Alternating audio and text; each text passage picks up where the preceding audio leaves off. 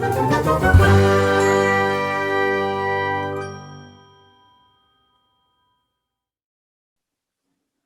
and welcome. Getting to hear the stories behind the art has always been one of the best parts of the MCOYA program. Please enjoy as I speak with Stephanie and Julia about their artwork, and make sure to check back often as more content is released throughout our exhibition. I'm Steph, and I go to St. Max. So my name is Julia Mobbs, and I go to Aurora High School.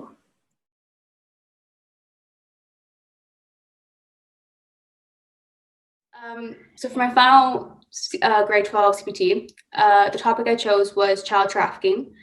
So it was a young boy who was in handcuffs. I did research on the topic for a different assignment for a different class. You kind of learn all these things, and it's usually young boys and girls who are taken from their families or tricked and end up being kidnapped and then put onto some kind of form of website where they're sold. So I wanted to display just a really small and helpless child, and when you see a child crying, or in my drawing I had him handcuffed, you want to go towards him and hug him and comfort him, and the whole kind of point was can't. And that's kind of the sad reality of child trafficking. And I kind of like the idea of creating artwork that kind of made you uncomfortable, which sounds kind of bad, but No, I like the idea, it just kind of forces you to look at it and just address the situation, even if it's not happy and it's not positive. It starts a conversation. So I think so. The name of my piece is "I'm Still a Child."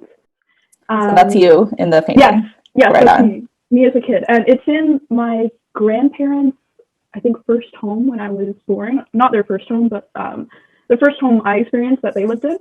And the table I'm actually sitting at is the drawing table my grandmother and I used to paint at or draw. And that's kind of, I actually had surgery when I was little on my hip, so I couldn't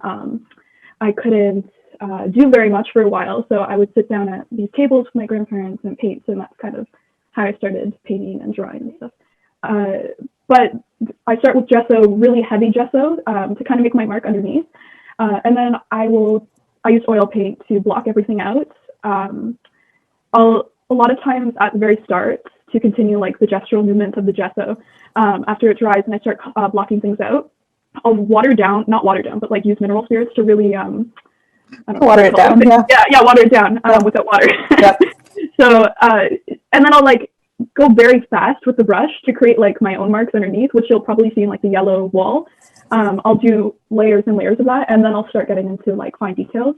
So I start very bold and broad, and then I put in the small parts, the fine details. So yeah. photo is kind of, all the reference photos are kind of a Frankenstein. I took a different portrait of a young boy's face, and then his torso was another photo.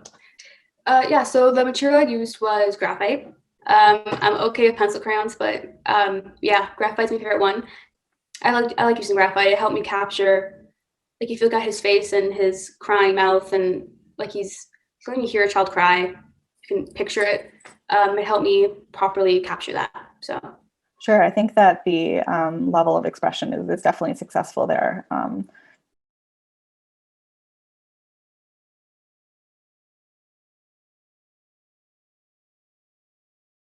Inspired by the artist Nijadeka Crosby. Even though it was inspired by her, I kind of interpreted in my own way. She does a lot of collage, and that was mainly to do a portrait. So I did a portrait of when I was a kid. I entitled it "I'm Still a Child" because I'm still kind of learning. In life.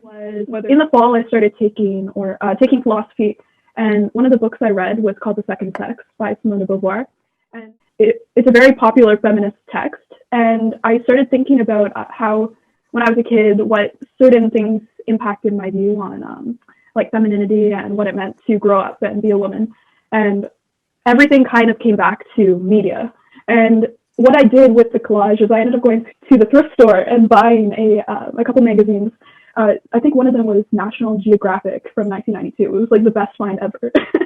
So in, I think, 2020 on Netflix, there was a documentary released about Jeffrey Epstein and his whole, he was running a child sex trafficking powerful organization. And my sister kind of got me invested, and we did a research, and we learned many kind of disturbing, details about it. And it's just one of those things that usually the kids might be the age of your nieces or nephews or your best friend's little sister or even me, and you kind of help like, what if that was me, or what if it was my sister?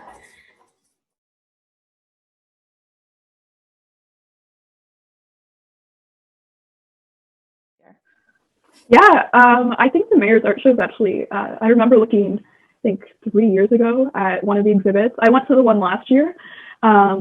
It's kind of sad we don't get to have the opening reception, but I think it's a great experience for especially our young artists to have like a community experience with each other, and to also be able to have like that exhibition experience before you go off to university.